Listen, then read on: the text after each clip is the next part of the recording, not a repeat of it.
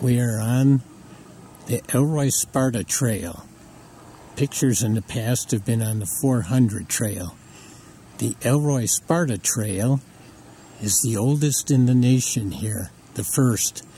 And we're at Norwalk, one of the towns along the way, close to the far end toward La Crosse. And the reason we're starting here is because this is where we can get to the longest tunnel, 3/4 of a mile. And that's what we'll be looking for. There's some very scenic lands around here. Here there's some nice bluffs, some nice fields, some corn, some grass, something else out there.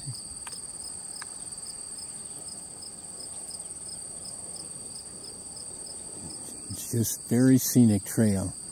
And there's trees every once in a while for some shade here. I just saw butter and eggs. No, that's not the McDonald's. It's a flower. Here's a butter and eggs flower. It's kind of like a snapdragon. Little orange, little yellow, little white. It's a cute little plant. Just stopping to take a quick break. A lot of sumac here. It's a native invasive. And then there's some goldenrod over here. Lots of that. And we're heading down the trail into a wooded area.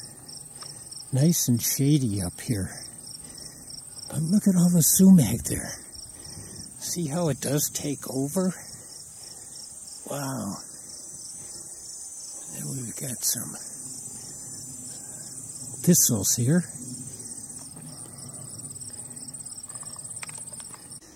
As I said, we're coming to a wooded area here. And the sides are getting steep and high on both sides. So I have the feeling we might be getting close to the tunnel. It's much cooler right here, right now, than it had been out in the sun. We're back in the sun mostly again. And even though it's an abandoned railroad bed, which can't go up steep hills, it's a long, gradual uphill right here. And as a person gets older, it seems that the hill gets higher and longer. But I have a feeling it isn't the land that's changed. This hill is getting higher. All along the way here, we've been seeing patches of little sunflowers like this. I think they might be woody sunflowers. But they are quite bright and nice to see them around here. On the one side of the trail here, it's steep going up. Well, not real steep, but it's heading up. And you can see the understory here is ferns. And there doesn't seem to be a lot of invasives. Buckthorn, honeysuckle, garlic mustard. It's open, as it should be. Looks like a healthy forest here. And the trail ahead looks like a little downhill right now.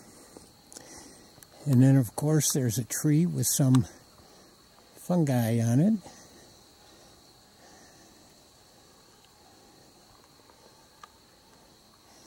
And then this side slopes downward.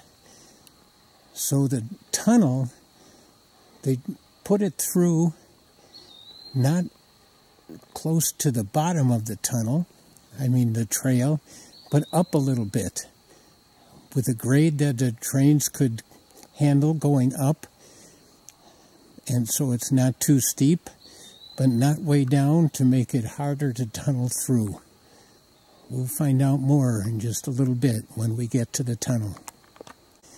As we get close to the tunnel, I think this is considered the high point of the trail right here. But there is a pump.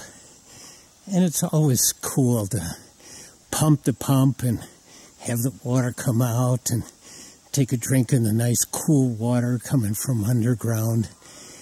And the water here doesn't taste bad at all. And it's nice and cool. We've got a little shed here. It's got some interesting posters in it. We're going to go take a look. Life as a tunnel watchman. If you were a tunnel watchman, your job would have been to prevent collisions between eastbound and westbound trains, work 12-hour shifts between November and April, open and close the large tunnel doors 50 times each day. This is a summit spot. In its heyday, the trains used to stop here. Here's one on the Norwalk side of Tunnel 3, that's where we are now. Section crews are repairing a washout after a rain. The flume, which we're going to just see in just a minute, was then built to stop these washouts. Notice the tunnel watchman's shack on the left.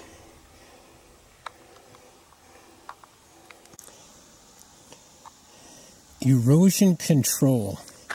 Heavy rainfalls cause serious erosion problems in the deep valley above the entrance to this tunnel. To solve this problem, railroad crews built this massive stone diversion ditch called a flume between 1907 and 1909. Now the contained water causes less erosion as it flows through Moore Creek to the Tri-Creek Watershed Flood Control Dam.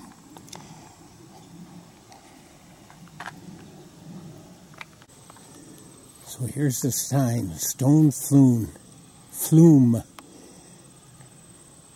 And it's a wooden fence. No, the wooden fence keeps you from falling into it. But it's fenced off. And here you can see it. Big brickways. And there's some water down in there too. We haven't had much rain lately, but when we do, instead of washing away the trail or the track in the past, it goes down here in this flume to prevent erosion. Here's another look at it. Bricks, heavy cement, heavy rocks on both sides, rocks in the middle to prevent all this erosion and washing out of the railroad bed. And now the bike path. We're on the other side of the bike path here. Lots of stones here though too to prevent erosion, prevent washing out. And lots of water down there, just standing still.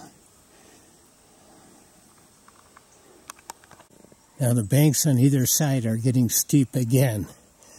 Now we're getting close to it. And we see some runoff water along the edge here.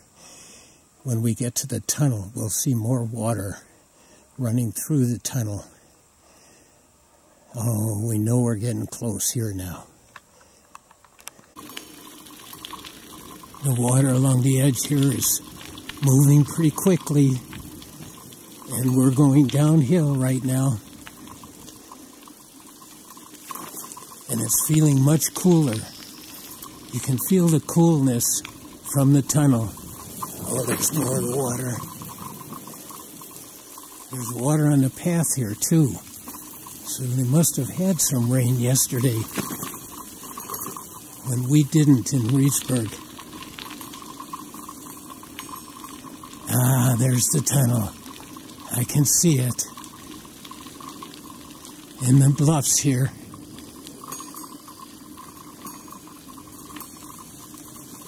Oh, this is great approaching it. They don't want anyone walking through here because it's so dark. I mean, they don't want anyone riding through here. And there's the doors. Let's see if there's a sign that explains the doors. Bikes must be walked through tunnel. Oh, look at this. And the shelf up there. And all the rocks. A lot of jewelweed here. There's little orange flowers all over here. Oh, this is amazing. Yeah.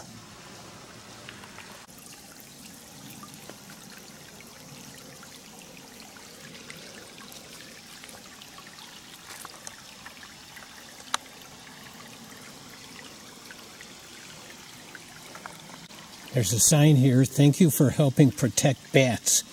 White nose syndrome is a disease deadly to hibernating bats in North America. By not transferring items between caves, you are helping to slow the spread of this devastating disease to Wisconsin's hibernacula. So apparently, this cave is a good place for bats. You can see that little white dot. That's 3/4 of a mile away. And 1873 is when this tunnel was built. And the doors are to close and open during the winter time to prevent snow from getting on the tracks. So let's take a walk inside. Well, first of all, outside here, you can see the water has been running down into this. And it looks pretty clear and pretty cold. So we're going to see how it goes inside. It's quite dark in here. This is probably a newer part of it right here.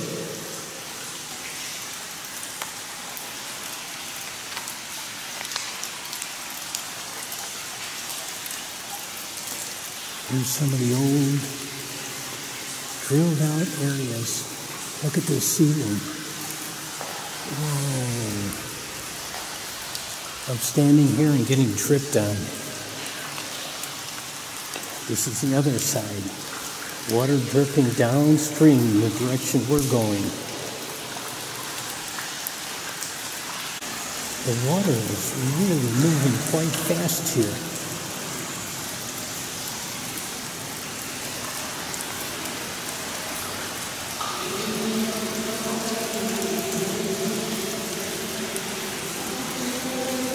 If we look at this wall,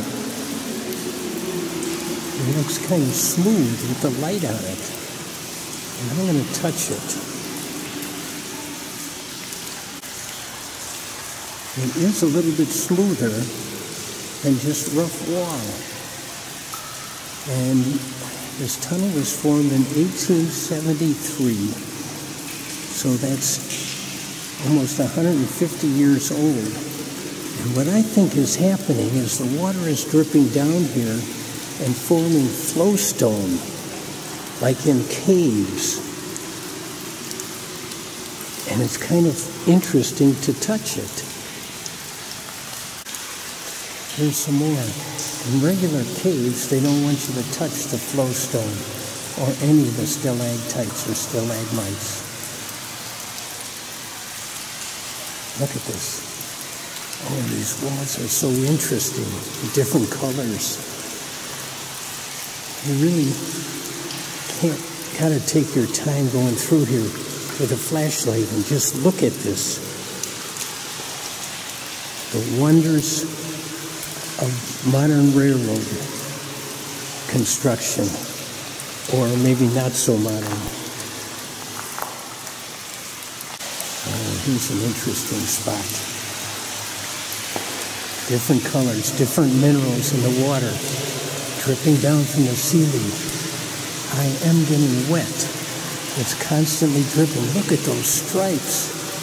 Oh, this is amazing. If you go fast through here, you miss this. If you go without a light, you miss it. You've got to bring a light. Look at that. This is dark. What lives and what grows in the dark? As we get further into the cave, it gets darker, but the lines get more pronounced. And there's a lot more dripping. Oh, this is so cool. Just to take your time and look at all these lines and colors and the formation of flowstone. And here's a spot where there's actually a little waterfall coming down. Look at that. Coming through the mountain, carrying nutrients, carrying chemicals, dissolved chemicals in the water. Oh, look at this. The darkness in the lines.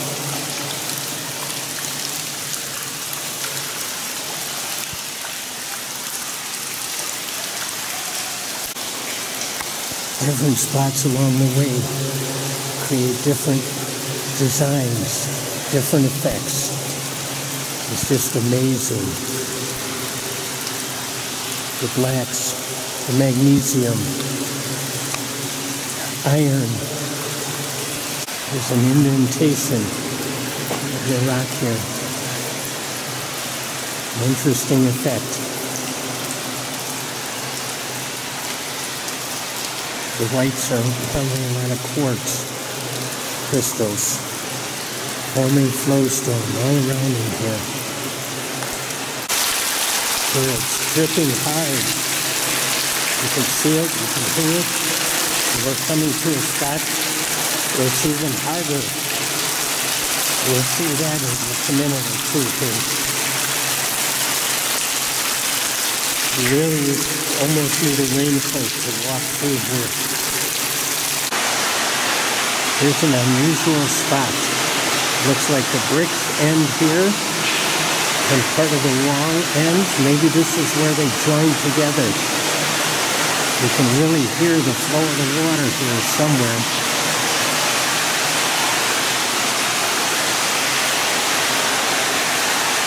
Let's see if we can get closer to the source of the sound. Yeah, this is it. Maybe that area was where they tried to fix something. Look at this, just cascading down over the brick. Oh my God. What a cold shower that would be to stop here and rinse off. Oh, and look at the water. What an amazing sight. If you come, you gotta take your time and look at all the beauties. We're gonna turn around from here. We're about halfway, but we're going back. A little area here on the way back. Looks a little bit unique. Almost looks like a face looking out at us. The water, beautiful. This is kind of like a cavern right here. All kinds of colors, shapes. It's hollowed out. Oh, it's so cool. Oh, this is different colors, different lines. Oh, it's so interesting. Look at that. All the different minerals are being dissolved and coming out as it flows down. Just in case you didn't know, the 400 trail, starting in Reedsburg, goes into the Elroy Sparta Trail at Elroy, and then in Sparta, goes on to the La Crosse River Trail, and then that takes you to the Great River Trail, all the way up to Trempealeau and beyond. So there's 100 miles of trail. Right now, the Great Sauk Trail is supposed to connect with this down in Reedsburg at some point. And then it'll even be infinity and beyond. On the way to the tunnel or the way back, there's a little spot here that talks about a watershed project to prevent flooding in the valley. Maybe this is where the water goes from the flume. But it looks like a nice place to have a little snack, just rest a little bit. And maybe you'd hear some frogs in the springtime, or toads. Maybe some birds if you come here at the right time. Well, shortly out of Norwalk, we've got a herd of cattle here with a couple of calves.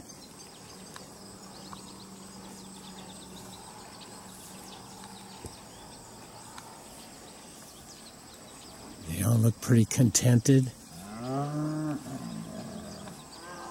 Nice stream here. Seems to be a nice place for them. I think this one was just scratching himself on that post.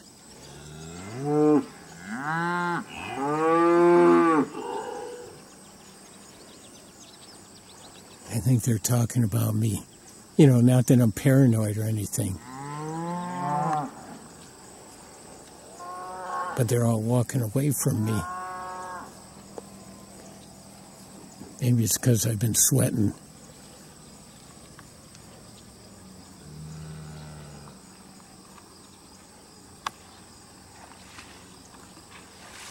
Oh, here's one crossing the creek.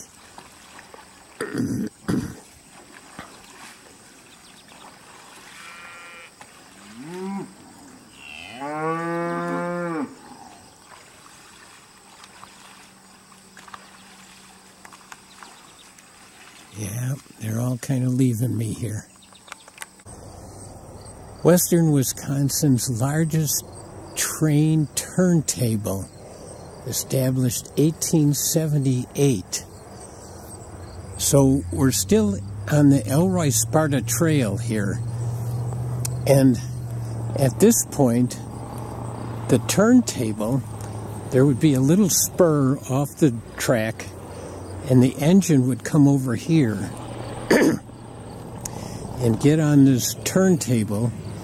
The table's not here. Turntable's just like a, you know, in your kitchen in a cabinet, a little table where you keep the spices and you turn it around and makes it easier.